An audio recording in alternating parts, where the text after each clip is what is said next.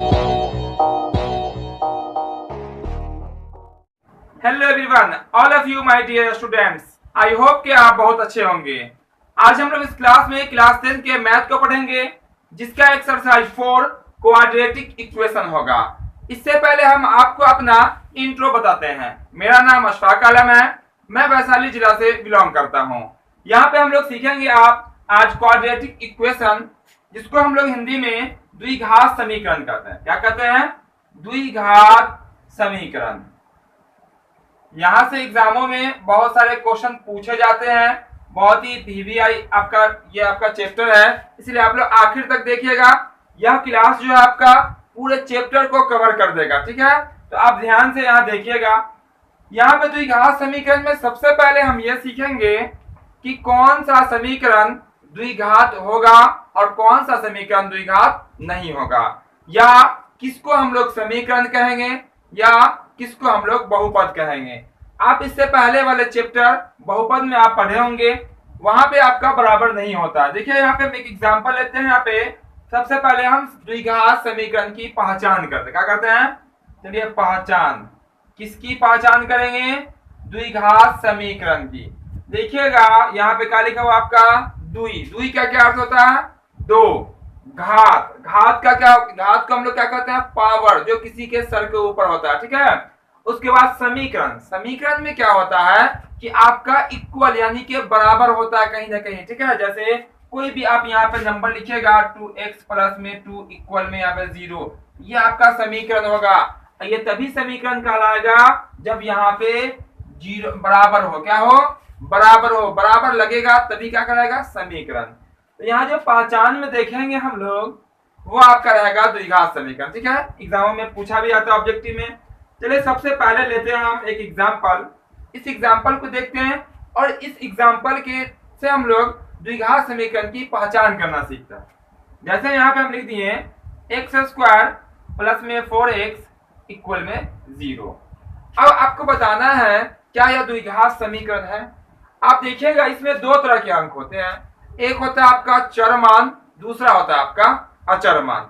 चरमान जिसको जो अल्फाबेट में होता है, अचरमान जिसको कांस्टेंट कहते हैं, जो कि गिनती की संख्या होती है। जैसे यहाँ बच्चे कितना लिखा हुआ? 4 लिखा हुआ। यहाँ कुछ नहीं तो क्या होगा? आपका 1 है। तो हम लोग क्या करेंगे? चरमान का पावर देखेंगे, चरमान के सर के ऊपर देखेंगे। देखिए सर यहाँ पे चरमान है, चरमान के ऊपर में क्या लिखा हुआ? 2 लिखा हुआ। यहाँ भी चरमान है, इसके पावर ऊपर में कुछ नहीं तो क्या होगा? आपका 1 होगा। तो सबसे बड़ा पावर कौन है? आपका 2 वाला। क्या वाला है? 2 वाला है। तो वैलेट कौन होगा? ये होगा, ठीक है? बड़ा भाई है ये। तो इसी का जो भी कहेगा वही मानना पड़ेगा, ठीक है? तो ये आपका समीकरण होगा। ये समीकरण आपका है। कैसे है समीकरण? और वो भी कैसा समीकरण आपका है? द्विघात समीकरण है। कैसा समीकरण है?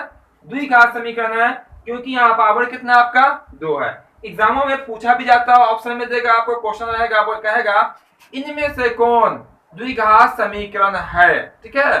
3 ऑप्शन ऐसा रहेगा जो द्विघात समीकरण नहीं होने वाला रहेगा, और एक ऐसा रहेगा जो द्विघात समीकरण होगा। वहां आप बुझिएगा, समझिएगा, फिर आप उसका आंसर कर लीजिएगा। तो यहाँ आप पढ़ लेते हैं, सीख लेते हैं, एग्जाम में आप वैसे क्वेश्चन को गलत कभी नहीं कर सकते हैं, ठीक है? अब देखते हैं, हम एक और एग्जाम्पल लेते हैं। यहाँ देखिएगा, चलिए हम लिखते हैं x into x plus 1 equal में 0। अब यहाँ देखने से यहाँ भी आपका 2 बार चरमान लिखा हुआ है। कहाँ? यहाँ लिखा हुआ और यहाँ लिखा हुआ।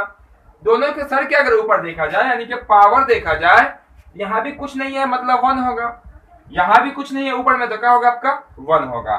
और यहाँ प्लस में क्या लिखा हुआ? 1। ऐसे अगर देखिएगा, सिर्फ ऐसे देख के सोचिएगा कि द्विघात समीकरण नहीं है, चलो इसको साइड कर देते हैं, आपका गलत हो सकता है। आपको बहुत ही बारीकी से, बहुत ही ध्यान से देखना पड़ेगा।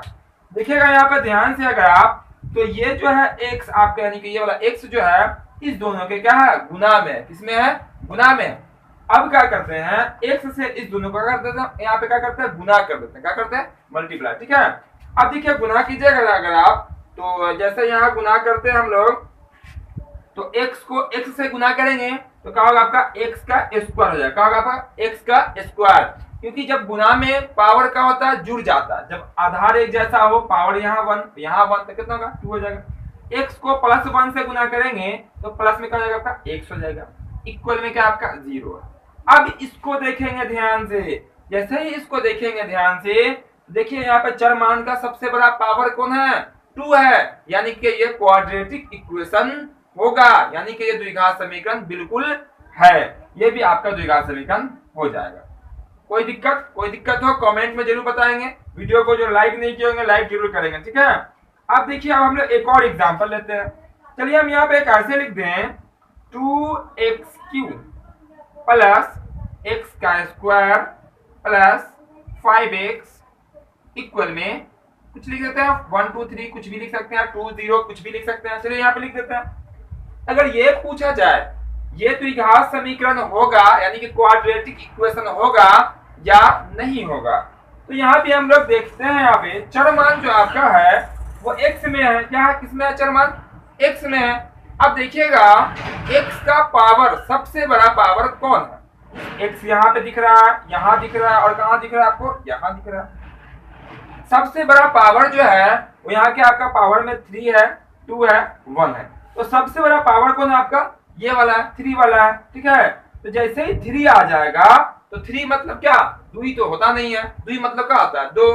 तो क्या ये आपका द्विघात समीकरण होगा, ये आपका द्विघात समीकरण नहीं होगा। क्यों नहीं होगा, क्योंकि यहाँ पे सबसे बड़ा पावर जो है वो क्या आपका 3 है, और आपको हमने बताया कि जो सबसे बड़ा पावर होता है वही वैलिड होता है। ज्यादा अगर हम इसको कहें तो हम कह सकते हैं ये जो है आपका वो त्रिघात समीकरण है। क्या ये आपका त्रिघात समीकरण है। तो आपको उम्मीद करते हैं ये समझ में आ गया होगा कि कौन द्विघात समीकरण होगा, कौन द्विघात समीकरण नहीं होगा। जिस चर का मान पावर में 2 रहेगा, ओनली 2 सबसे बड़ा पावर, वो आपका द्विघात समीकरण कहलाएगा, बराबर भी होना चाहिए। जिसमें नहीं रहेगा वो आपका द्विघात समीकरण नहीं कहलाएगा, ठीक है। अब हम लोग इसके बाद जो है ये सीखते हैं कि द्विघात समीकरण का मानक रूप यानी कि स्टैंडर्ड, किस रूप में द्विघात समीकरण होना चाहिए, ठीक है। तो हम लोग अब द्विघात समीकरण का सीखेंगे, मानक रूप सीखेंगे, ठीक है। तो जो वीडियो लाइक नहीं किया लाइक कर लीजिएगा, दोस्तों के साथ शेयर भी कर दीजिएगा, और जो चैनल पे नए हो चैनल को सब्सक्राइब करके बेल आइकन ऑन जरूर करेंगे, ठीक है, ताकि जो भी आपका पढ़ाई हो रहा हो, जो भी आपको सिखाई जा रही हो, उस क्लास का नोटिफिकेशन जो है सबसे पहले आप तक पहुंचेगा, ठीक है, और आप उसका फायदा ले सकते हैं। अब हम लोग सीखते हैं द्विघात समीकरण का मानक रूप का, सीखते हैं मानक रूप। चलिए, मानक रूप यानी कि स्टैंडर्ड, किस रूप में द्विघात समीकरण का मतलब होना चाहिए, ठीक है, उसका वास्तविक रूप होता क्या है। चलिए, इसके जो रूप होता है मानक रूप, चलिए यहां लिख देते हैं, वो होता है किस तरह से ax² का होता है ax² प्लस bx का होता है bx प्लस में क्या होता है आपका c इक्वल में होता है आपका 0। ये होता है आपका द्विघात समीकरण का मानक रूप। आप देख सकते हैं सबसे बड़ा पावर कौन है आपका 2 है, ये आपका द्विघात समीकरण कहलाएगा। इसमें जो आपको a b और c जो दिख रहा है ये तो आपका चर मान है x वाला, ठीक है। a b c जो दिख रहा है वह कोई अचर मान होगा, यानी कि कोई ना कोई गिनती की संख्या होगी। चलिए यहां लिख देते हैं, जहां a b और c कोई क्या होगी, गिनती की संख्या होगी, गिनती की संख्या होगी। देखिए यह क्लास जो है बहुत ही इंपॉर्टेंट है, बेसिक क्लास है। अगर इसको समझ लीजिएगा आपका ऑब्जेक्टिव क्वेश्चन जो भी इस चैप्टर से हो जाएगा वो भी क्लियर हो जाएगा, और आगे जो आपको पढ़ना है एक्सरसाइज में वो तो आपके लिए बिल्कुल आसान हो जाएगा। आप उसको चुटकी बजाते हुए उसको सॉल्व कर सकते हैं, ठीक है। अब देखिए यहाँ जो आपका ए बी सी जो दिख रहा होगा था कोई ना कोई गिनती की संख्या होगी। तो मानक रूप आपको मालूम चल गया, स्टैंडर्ड मालूम चल गया कि द्विघात समीकरण का जो मानक रूप यानी कि स्टैंडर्ड इसी रूप में होना चाहिए द्विघात समीकरण, ठीक है। अगर ऐसा नहीं भी रहेगा तब भी आंसर निकल जाता है। चलिए अब हम एग्जांपल समझते हैं। अगर यहाँ ये इस तरह से दिया जाए, ठीक है, अगर देखिए 2x² प्लस में 5x प्लस में 1 बराबर 0, क्या है ये बताइए मानक रूप में है या नहीं है। अब इसको हम लोग पढ़ते हैं। देखिए यहाँ पे इसको क्या पढ़ेंगे हम, a पढ़ेंगे ax² plus bx plus c equal में क्या आपका 0। ये आपका मानक रूप में क्या है, ये मानक रूप में बिल्कुल है। अगर हम ऐसे लिख दें, हम अगर ऐसे लिख दें, देखिएगा यहाँ पे 2x² प्लस में 5 इक्वल में 0, फिर पूछे आप बताएं ये आपका द्विघात समीकरण है? बिल्कुल ये द्विघात समीकरण है, क्योंकि यहाँ बराबर भी है और पावर में अधिकतम कितना आपका 2 है, द्विघात समीकरण है। लेकिन अगर ये पूछा जाए ये मानक रूप में है या नहीं है, तो इसका आंसर जो हम लोग करेंगे ये मानक रूप में नहीं है। क्यों नहीं है? ठीक है, क्या या इसमें नहीं है जो हम कहेंगे ये मानक रूप में नहीं है।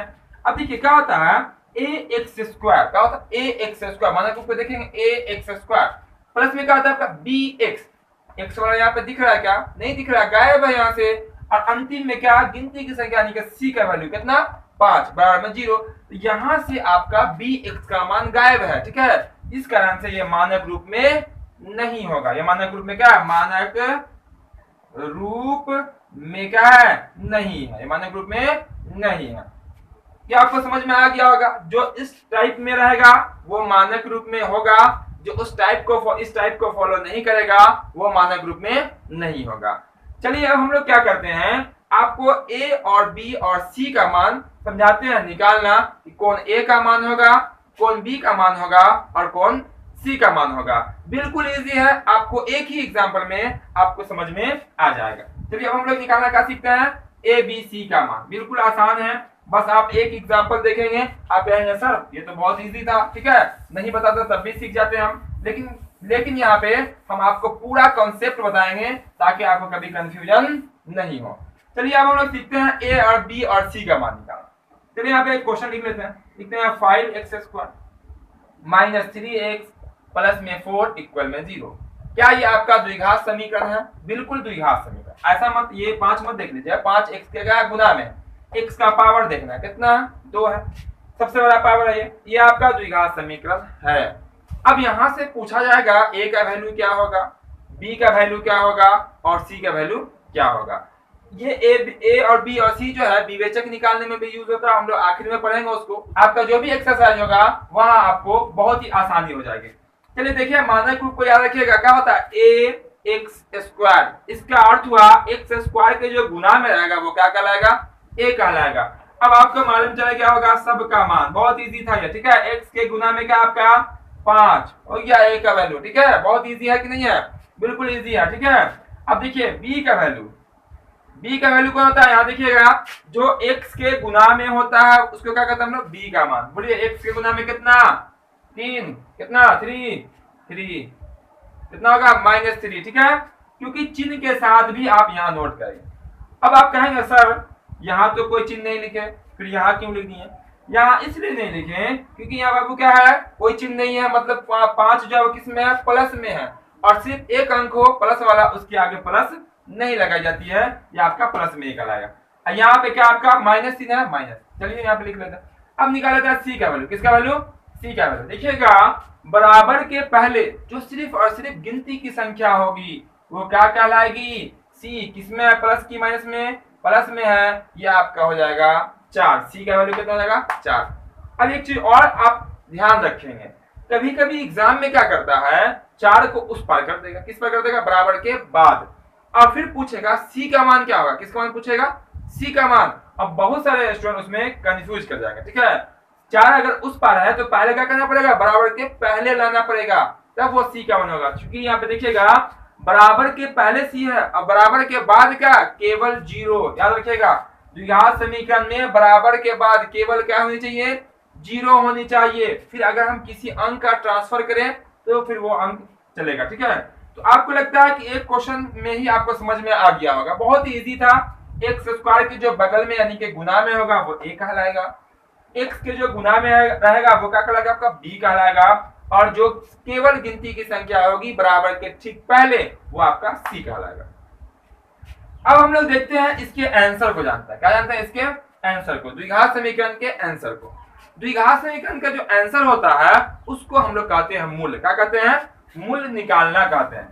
मूल्य यहाँ पे जो है आपका वो 3 टाइप्स से निकाली जाती है। कितने टाइप से निकाली जाती है, 3 टाइप से, 3 टाइप्स होता है उसका मूल्य निकालने का। उससे हम लोग बारी बारी से देखते हैं कौन कौन टाइप होता है। ठीक है, उसमें यह तरीका कितना 3 है। ठीक है, सबसे पहला आपका क्या है, वो है आपका गुणनखंड विधि द्वारा। कौन सी विधि द्वारा? गुणनखंड। चलिए लिख देते हैं आपका गुणनखंड विधि, ठीक है। उसके बाद जो आपका दूसरा है वो आपका है पूर्ण वर्ग करके। क्या है आपका? पूर्ण वर्ग करके। ये सब जो है अलग अलग, जैसे 4.1 में अलग विधि का उपयोग करना, 4.2 में अलग करना, जो ऊपर में लिखा रहेगा कौन सी विधि से आपको निकालना है, ठीक है। और तीसरा है आपका, वो है आपका द्विघात सूत्र का प्रयोग करके, जिसको हम लोग सीधी धाराचार्य का सूत्र भी कहते हैं। यानी कि लिख देते हैं यहाँ पे सीधी धाराचार्य से, ठीक है। ये तीन तरीका है आपका मूल्य निकालने का। द्विघात समीकरण में जो मूल्य होते हैं वो कितने होते हैं? 2 होते हैं। यानी कि आंसर जो है कितनी बार निकलेगा? 2 बार निकलेगा। तो अभी जो हम आपको गुणनखंड विधि से एक दो एग्जाम्पल में आपको देते हैं और उसको आपको समझाते हैं। चलिए हम पहला एक क्वेश्चन लिखते हैं, x² plus 5x plus 6 equal में 0 बोला जाएगा का गुणनखंड विधि से। कौन विधि से? गुणनखंड विधि से। गुणनखंड विधि से मूल्य निकाले। क्या निकाले? मूल्य निकाले। क्लियर है क्वेश्चन? कोई दिक्कत क्वेश्चन में? ये आपका द्विघात समीकरण है, कहा गया गुणनखंड विधि का उपयोग करें और इसका मूल्य निकाले, मतलब इसका आंसर निकालें। चलिए हम लोग गुणनखंड विधि से निकालते हैं। सबसे पहले क्या करते हैं, तो आपका क्वेश्चन हो गया, हम लोग यहाँ पे सॉल्व लिखते हैं और उसके बाद क्या करते हैं, क्वेश्चन को रिपीट कर लेते हैं। देखिए x² का x², 5x का 5x प्लस में 6 इक्वल में क्या जाएगा आपका, ये आपका क्वेश्चन रहा। अब यहाँ पे ध्यान से देखिएगा, बहुत ही इजी है। अगर ये क्वेश्चन आपको समझ में आ गया, क्लास 9th में ही पढ़ना है, आप पढ़े भी होंगे, ठीक है, आपको आता भी होगा, बहुत ही आसान है ये। अगर एक क्वेश्चन आप समझ गए, पूरा आप इसका चैप्टर जो है बना सकते हैं, ठीक है, गुणनखंड विधि वाला। अब इसमें क्या करते हैं, हमेशा पहला अंक जो दिख रहा है आपको, उसको हम तीसरा से गुना करते हैं। किससे गुना कर देंगे? पहला को तीसरा से। इस विधि को हम लोग ऐसे भी कहते हैं, पहला गुना तीसरा जोड़ घटा के दूसरा, ठीक है। अब देखिए पहला को तीसरा से गुना करेंगे तो कितना होगा आपका 6x²। कितना होगा? 6x²। मौखिक रखिएगा, नहीं अगर शुरू बना रहे हैं। चलिए यहाँ पे लिख देते हैं कितना, 6x। कहां से आए? पहला को तीसरा से गुना करने पर, ठीक है। इतना क्लियर है? बच गया बीच वाला। अब बीच में कितना आपका 5x है। कितना? 5x। अब हम 5x को ऐसे लिखें, कैसे लिखेंगे? ऐसे लिखेंगे कि जोड़ेंगे या घटाएंगे, आपका प्लस में 5x ही आना चाहिए और गुना करने में कितना चाहिए? 6x। अब देखिए गुना करने में भी प्लस में आना चाहिए, जोड़ने या घटाने में भी प्लस में आना चाहिए, तो दोनों अंक क्या होगा? प्लस में होगा। आपको मालूम चल गया होगा, 5 को ऐसे 2 भागों में बांटिए, जिसको हम लोग गुना करेंगे तो 6 आ जाएगा। कितना होगा वो आप लोग बता सकते हैं? बहुत इजी है ये। कितना होगा? 2 और 3, ठीक है। कितना होगा? 2 प्लस 3 कितना होता है आपका? 5 होता है। कोई दिक्कत? 5 को 2 जगह बांट दिए, कौन कौन भाग हुआ वो? 2 और 3। अब 2 और 3 क्यों लिए हैं? क्योंकि 2 और 3 को गुना करने पे कितना होता है? 2 और 3 को गुना करने पे कितना होता है आपका? 6 होता है। दोनों कंडीशन फॉलो हो गया, ठीक है। यानी कि इसके बदले में ऐसा अंक 2 अंक यूज करेंगे जो आपका वही अंक रहेगा, लेकिन गुना करने पर अगर उसको आपस में गुना किया जाएगा, पहला और तीसरा जो गुना करके आएगा वही आएगा। चलिए हम यहाँ पे क्या करते हैं, x² का x² लिख लेते हैं। कोई दिक्कत तो होनी नहीं चाहिए, ठीक है। अब ये 5x दिख रहा, इसके बदले हम क्या यूज करने वाले हैं? 2x प्लस में 3x, ठीक है। यहाँ पे 2x और 3x कितना हो जाएगा आपका? 5x हो गया, प्लस में दोनों है। ये प्लस में 6 है तो प्लस में 6, इक्वल में 0 तो इक्वल में 0। आपको स्टूडेंट कहेंगे सर 5 को तो हम 4 + 1 भी यूज कर सकते हैं। बिल्कुल कर सकते हैं, 4 + 1 5 ही होता, तो कोई आपत्ति नहीं, ठीक है। लेकिन यहाँ पे शर्त है। क्या शर्त है? कि 5 को आप वही अंक यूज करेंगे जो गुना करने पे कितना पूरा कर दे? 6 पूरा कर दे। यानी कि पहला और तीसरा को जो गुना करके आएगा, जो यहाँ पे लिखे हैं, वो गुना करके आना चाहिए। अगर 4 और 1 लिखिएगा तो 4 कहीं 4 नहीं पूरेगा, ठीक है। 2 3 5 भी हो गया और 2 3 6 भी पूर गया, ठीक है। अब क्या करते हैं, यहाँ पे 2 करके 4 अंक हो गया, 2 करके कॉमन लेते हैं, यानी कि उभयनिष्ठ वाले को निकाल लेते हैं। देखिए तो दोनों में किससे भाग लग सकता है? दोनों में x से भाग लग सकता है, यानी कि x हो जाएगा आपका कॉमन। क्या हो जाएगा आपका? कॉमन ले लिया। कॉमन वाली संख्या से हम लोग क्या करते हैं, जिससे कॉमन लिया उसमें भाग करते हैं। देखिए एक्स स्क्वायर में एक्स से भाग कीजिएगा तो एक बार एक्स कट जाएगा, कितना बचेगा आपका, एक बार एक्स बचेगा। या आप इसको ऐसा समझ सकते हैं, दो बार एक्स था गुना में, एक बार निकल कर यहाँ आ गया तो यहाँ कितनी बार बचा, एक बार बचा। बहुत ही सिंपल है, ठीक है। प्लस है तो आप प्लस लिखेंगे, माइनस होता तो माइनस लिखते हैं। अब x से 2x में भाग दीजिएगा तो x से क्या होगा, x कैंसिल, बचा कितना आपका 2, कितना हो जाएगा आपका 2, ब्रैकेट कर लीजिए। इसको आप ऐसे भी समझ सकते हैं, ये वाला x फिर यहाँ आ गया, क्योंकि दोनों में से x निकल के आया तो यहाँ क्या बचेगा आपका 2 बचेगा। उसके बाद हमेशा जो तीसरे अंक के सामने जो आपका चिन्ह होगा उस चिन्ह को यहाँ नोट करेंगे। कितना यहाँ पे प्लस है तो प्लस कर लेते हैं, ठीक है। यहाँ पे अब देखिएगा इस दोनों में किससे भाग लग जाएगा, दोनों में कौन सा अंक है जो दोनों में भाग लगा दे, किससे कौन लगा देगा आपका 3 आपका दोनों में भाग लगा देगा, ठीक है। चलिए कॉमन ले लेते हैं, भाग कीजिएगा तो 3 से 3 का होगा, ये वाला कट जाएगा, क्या बचा आपका x बचा, x नोट कर लेते हैं। प्लस को प्लस से भाग करें क्या होगा आपका प्लस हो जाएगा, और 3 से 6 में भाग करते हैं कितना होगा आपका 2 हो जाएगा। इक्वल में कितना आपका 0 है तो 0। यहाँ पे देखिएगा एक शर्त है, यहाँ पे बहुत ही इजी है। शर्त क्या है कि हमेशा यहाँ पे दोनों ब्रैकेट में जो अंक आएगा वो अंक हमेशा एक जैसा आएगा, ना कोई अंक का फर्क होगा ना कोई चिन्ह का फर्क होगा। अब देख सकते हैं x प्लस 2 यहाँ भी आया है और x प्लस 2 यहाँ भी आया है, ना यहाँ पे माइनस है, यहाँ भी प्लस है, यहाँ भी क्या आपका प्लस है, किसी में माइनस किसी में प्लस भी नहीं हो सकता। अगर आपका वैसा अगर आ जाता, समझ लीजिए कि आप ऊपर गलती कर चुके हैं, ठीक है, तो आप ऊपर देखिएगा, ठीक है, ऐसे कंडीशन में। अब देखिएगा दोनों डब्बा में से किसी एक डब्बा को नोट कर लीजिए ब्रैकेट को, ठीक है। x प्लस कितना होगा आपका 2 हो जाएगा, ब्रैकेट में कर लेते हैं। अब दोनों में से किसी एक को नोट कर लिया, ठीक है।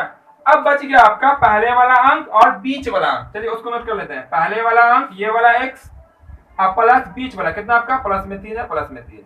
यहाँ से ध्यान से देखिएगा, पहले आप इसको बाद में आप इसको नोट कर सकते हैं, ठीक है। ये आप पे डिपेंड करता है आप पहले ब्रैकेट वाले को नोट कर रहे हैं या पहले वाला बीच वाला। बराबर में क्या आपका 0 है तो आप 0 यहाँ पे कर देते हैं।